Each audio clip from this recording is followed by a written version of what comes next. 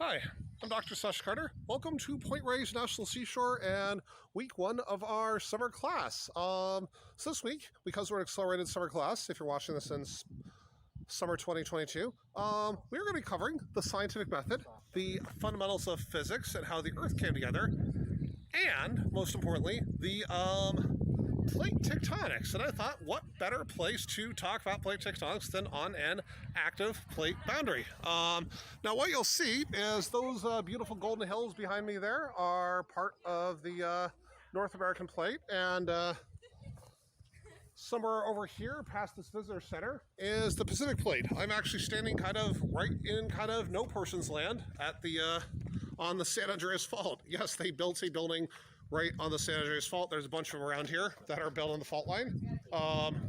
Indeed, some of the first most important pieces of evidence for plate tectonics, as we understand it presently, were collected from observations taken right here in the Greater Point Reyes region. And I'm going to show you a couple of those observations and features that you can recognize some of these in your own world.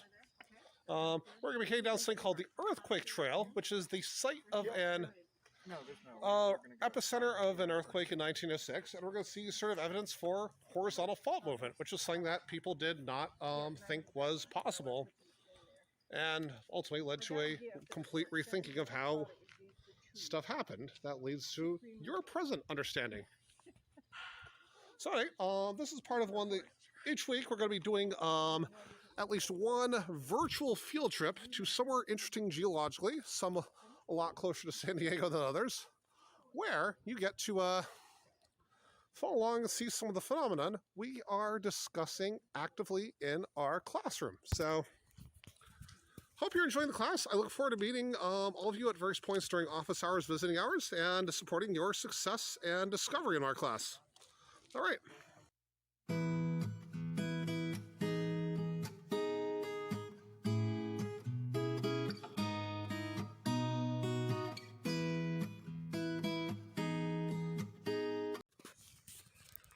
So here we are at the Earthquake Trail. One of the most powerful pieces of evidence for plate tectonics, as we understand it, is earthquakes. The nature of how they happen, where they happen, and how things move during earthquakes. There is a beautiful pattern that you're going to see during the end of the first week of class, during our plate tectonics module, that illustrates this very brilliantly.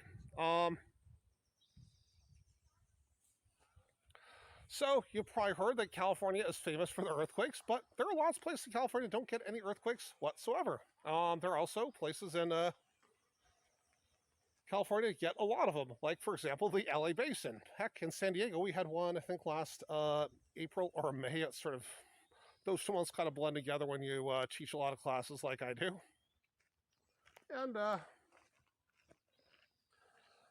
but one of the biggest ones to hit our state happened in 1906 in Northern California, right here. And a couple of things about this earthquake. Back then, one of the things, we'll see a number of bits of how the Earth's crust moved. We'll see places where a cow got swallowed up by a crack that opened up in the earth and fell in. And other things that moved during this major cataclysmic event. And so, And what's cool is, as you start looking at maps of earthquakes, you'll notice that earthquakes are by no means random. Not only are they more common in California, they're very common to only a couple parts of California, generally parallel to the Eastern Sierras, generally parallel to the coast ranges, and parts of the peninsula and the LA Basin, of course, and some areas underneath Mount Shasta area. And that's about it. You don't see earthquakes like a lot of them in the Central Valley. You don't see, you see some in the Mojave. You don't see a lot out in the, but there are large areas that actually are not the epicenter of major earthquakes. And generally what you'll see is they cluster along mostly linear features with a couple exceptions that we'll cover in a couple weeks. So.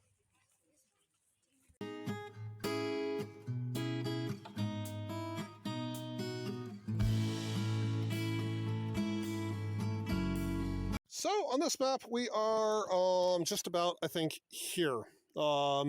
Here you can see the North America on this side and Pacific Plate on this side, and our little nature hikes kind of roughly following through right around this spot right here, I'm pretty sure.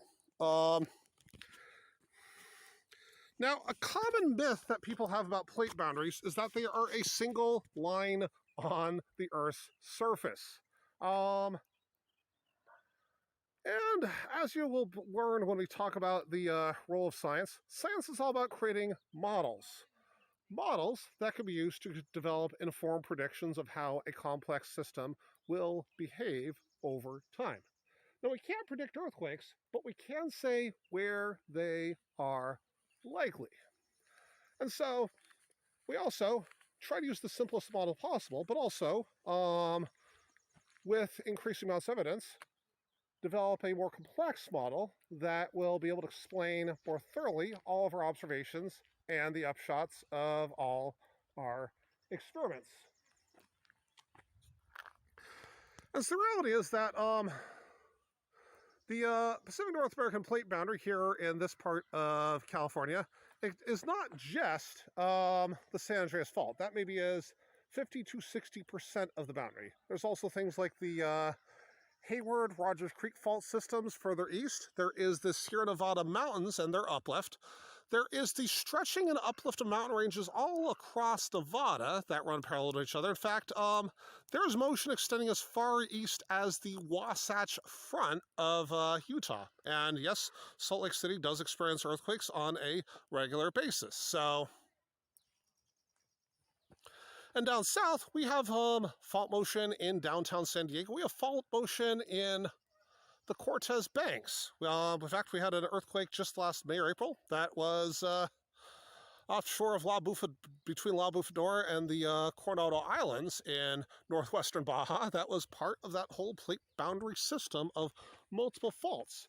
Now, this understanding of plate boundaries as a region of deformation is relatively recent, and actually the first paper to describe it comprehensively came out only a couple weeks ago, though certainly many scientists have been discussing zones of deformation for at least the past 2 decades. But since you want to start a simple model and go complex there, and it's easier to learn about systems by starting simple, if you had to place a line on the Earth where the boundary was, San Andreas Fault is about as good as it's going to get for the Pacific North American plate boundary in this area.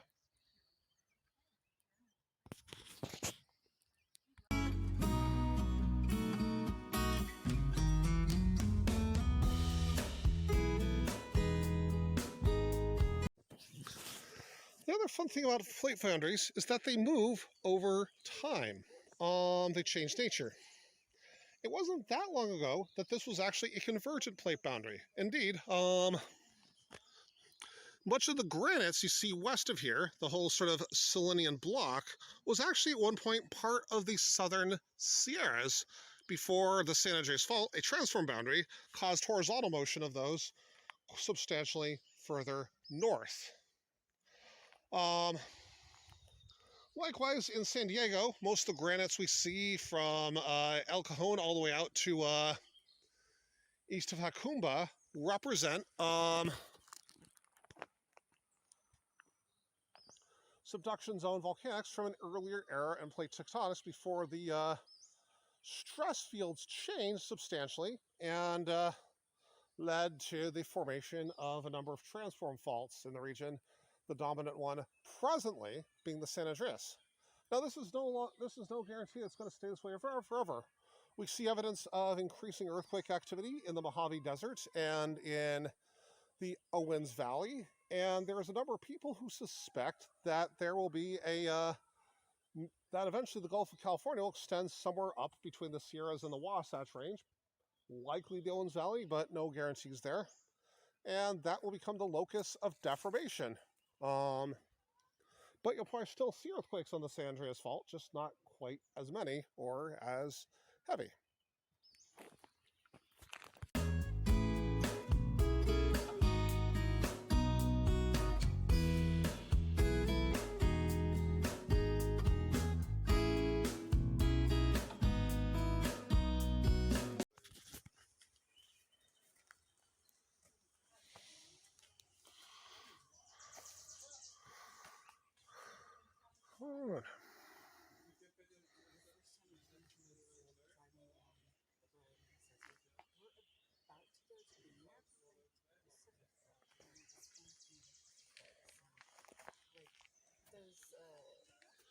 So peaceful here. We're probably actually right atop the fault here. There's a little creek here that we crossed, if you noticed in our last little time lapse.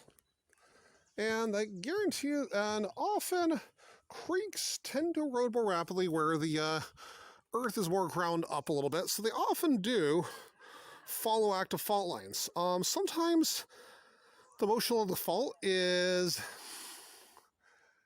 more rapid than the creek can carve a course, and the creek's course will be shifted along the fault line or dammed or diverted. We see this happen in event after event, but when in doubt, when in the absence of other evidence, I often place the precise location of the major strand of the fault on the creek. I'm going to see this, for example, near Parkfield, where there is a major creek running through the town, and you can actually see a bridge over that creek that has been offset. In fact, just looking at this one here, I almost want to believe I can see this bridge bending a little bit, but here I just play tricks on you. Start to...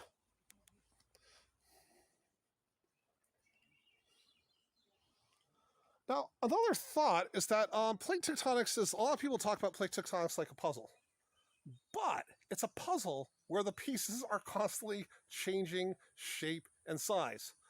Whereas here, the San Andreas Fault is a conservative plate boundary. Materials kind of neither generated nor destroyed, at least in the simple model. Subduction zones and spreading ridges and other zones of convergence and rift valleys are all areas where new crust is being produced and the plate tectonics are growing, changing shape. Or, in the case of subduction zones and collisions, the plates are shrinking and being swallowed up.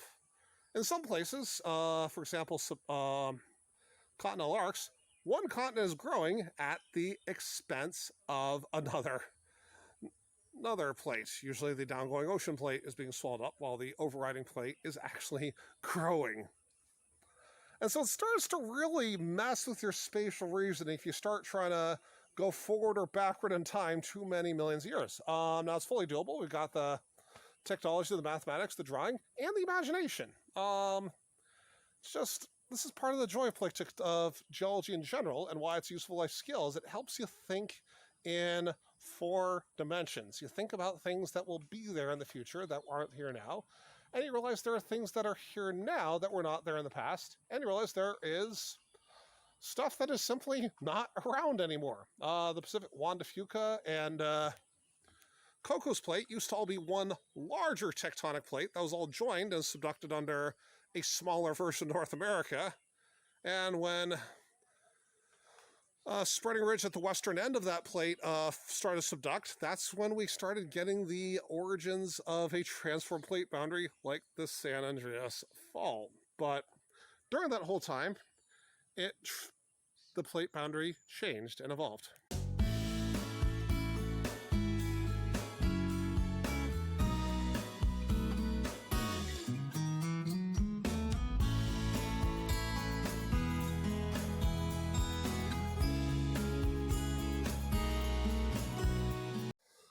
So here we are. You've probably seen in your textbooks pictures of offset fences in Northern California from the 1906 earthquake. This is one of them. One of them right here. In fact, it's one of the most iconic ones of the whole collection. Believe it or not, this the horizontal offset was actually quite a surprise at the time because plate tectonic theory had not been developed in 1906. The dominant paradigm in geological sciences was something called geosyncline hypothesis, which suggested that, here it is, that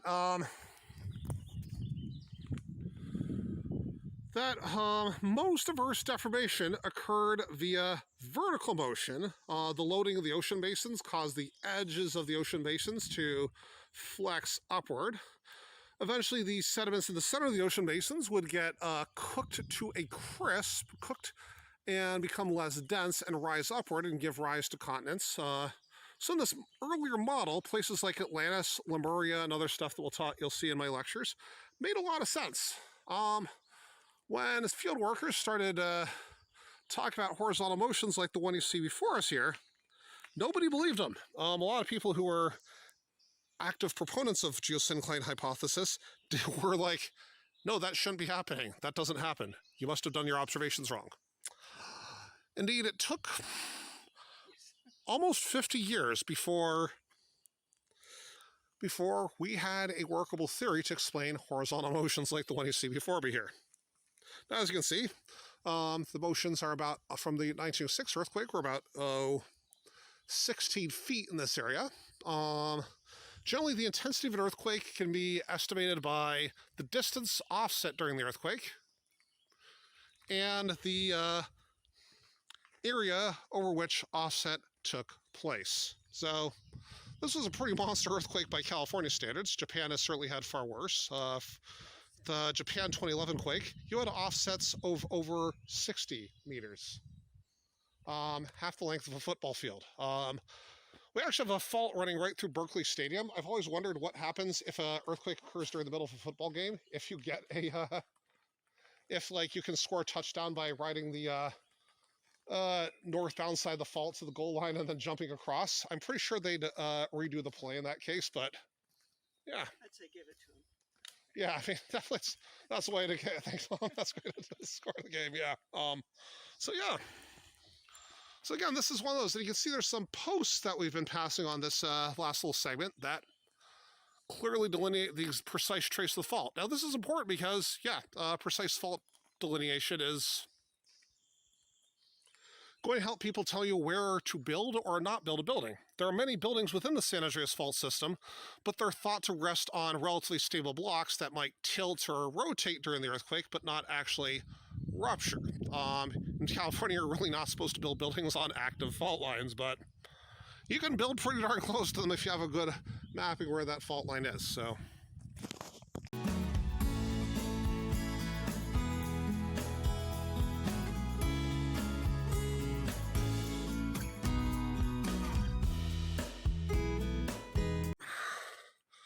Another thing about earthquakes is they you can't get plate tectonics without earthquakes.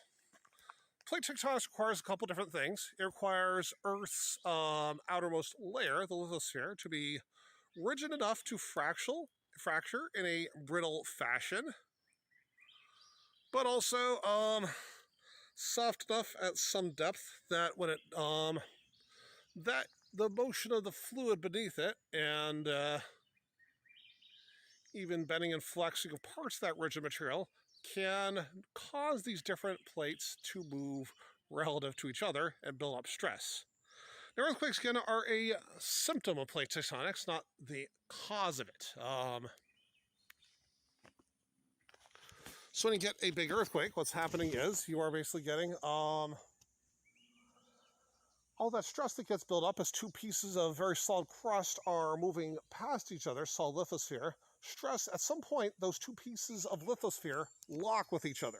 And even though the rest can kind of bend elastically over long distances and slowly flex, the two parts immediately adjacent are kind of glued to each other. And it's finally when you break that gluing, you get sort of two sources of shaking. You get the actual fracturing itself of that point of weakness, and you get the rebound of all that elastic stress. Indeed, I have a number of friends who I know at Scripps who are spending their entire careers looking at satellite measurements of Earth motion to figure out where in Southern California and elsewhere in the world stresses are building up. This is also why mapping the sea floor is of utmost importance, because a large number of earthquakes happen at sea. We cannot presently see the seafloor with satellite images, or if we can only see down to like a few meters. And so there's large regions where if we could better monitor them, we could predict, we could get a better sense of where earthquakes are likely, especially those that might be tsunamigenic. And so what you see at this station is a story of two earthquakes that is San Francisco, just about 80 years apart from each other. The 1906 quake, and of course the more famous one, if you at least grew up when I did, the 1989 Loma Prieta quake, which happened right during the World Series. Um,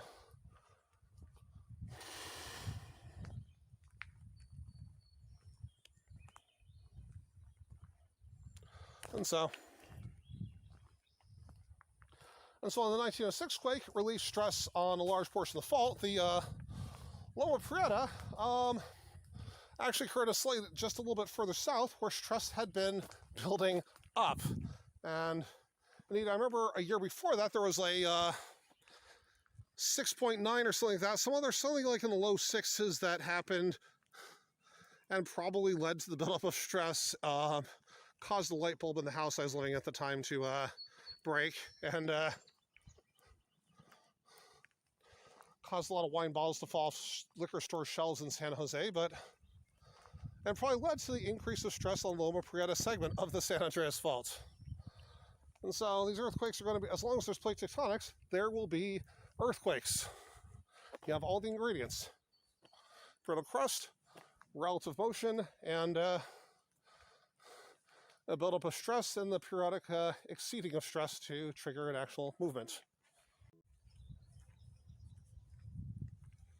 So that's one thing, a little interlude here while we're talking from earthquakes, a little break from it, is one of the other great challenges of Earth science is discussing processes that take place on many scales of space and time, and trying to integrate that into a larger model for why is the world the way it is. So you might have noticed there's a little escarpment to the on the left side of the frame during some of our hikes, part of this trip. That actually is because while most of the motion is horizontal, there is usually a little tiny bit of vertical motion as well. And this is why we have things like the Laguna Mountains and Palomar Mountains. There's a fault running through there as part of the Pacific North American system. Most of the motion is horizontal, but there's enough vertical motion to create a 5,000-foot escarpment between the summit of Mount Laguna and the desert flora Agua Caliente. And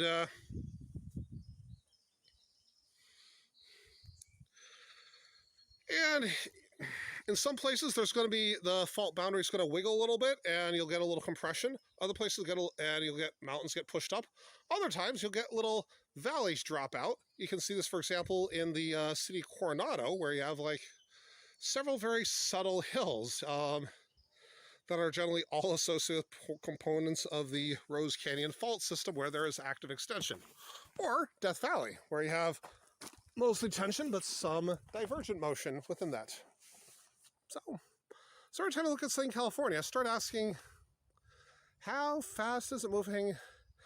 How many earthquakes did it take to build that amazing piece of our state?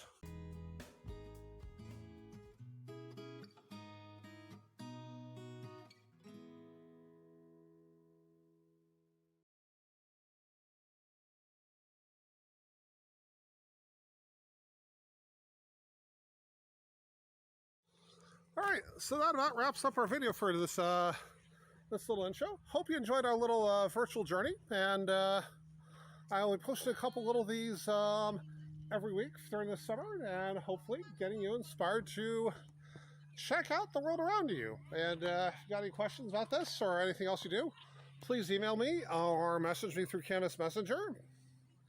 And again, I look forward to meeting every one of you. Have a great week one.